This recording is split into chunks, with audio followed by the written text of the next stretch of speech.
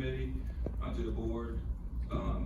During the month, Dr. Norman and I met with the chair and vice chair discussing concerns raised by board members over the recommendation meeting. I asked the curriculum committee to meet to review the concerns that were raised and to evaluate the curriculum through the lens of those concerns. At your place, you'll find a copy of the original memo as well as a spreadsheet that addresses the concerns that were raised by the board members.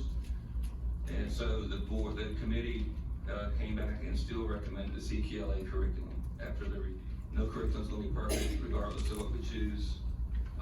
We'll need to make adjustments to best meet the needs of our students. The committee came together on Tuesday of this week and spent about 4 additional hours, or 4 or 5 additional hours to review 61 concerns throughout the different lessons, units, domains, and addressed each one of them. Kind of took a different lens on it. They had been reviewing them based specifically on science, a 3 different viewpoint, different lens on how does it line up grade-wise, what's the alignment of that. I never expected that I would come and question a reading program, but it's my understanding that the science of reading was utilized in Central Elementary last year, and that we had great gains from that.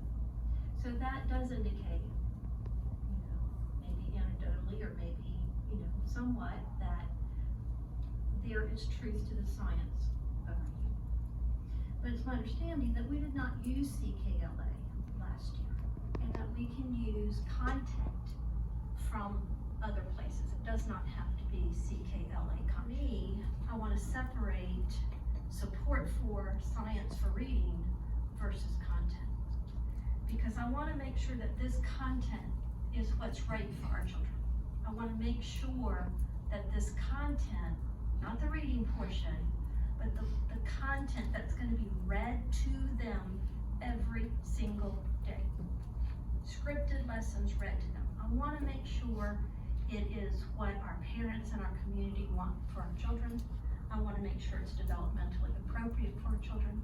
And I know the committee has looked at some of this in 1st and 2nd grade. In 1st grade, I believe they're comparing monotheistic to polytheistic religions. They are also, in the 2nd grade, they're learning about Buddhism, Confucianism, Hinduism, and they're making comparisons between those religions. You look at our policy that we have in Amherst County, policy INDC. It states, the Amherst County School Board is neutral in matters of religion.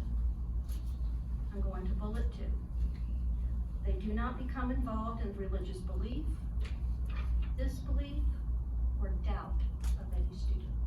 I believe, it is my personal belief, that if we place all of these religions and ask our students to compare them in 1st grade and 2nd grade, at times when our families, our parents, are teaching their children about the foundations of their personal faith, that we will cause confusion in our children.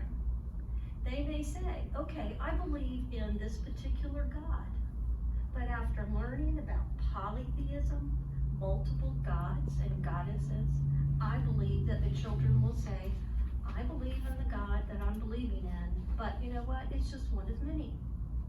That's wrong. That is against our policy. And our policy, wherever I go, that says that we will not cause disbelief or doubt of any student, is the rationale for including the religious components of these cultures in front of our children at that age. And I trust the experts. Ms. Wheeler, I know, has children in the school system. I don't think she would pick something from the other teachers, Ms. Dennett does too, that would, that they didn't agree on, and then parents as well as educators. I'll call for the vote. All in favor of adopting open court? All opposed? Aye. Aye. So we have a 3 and 3.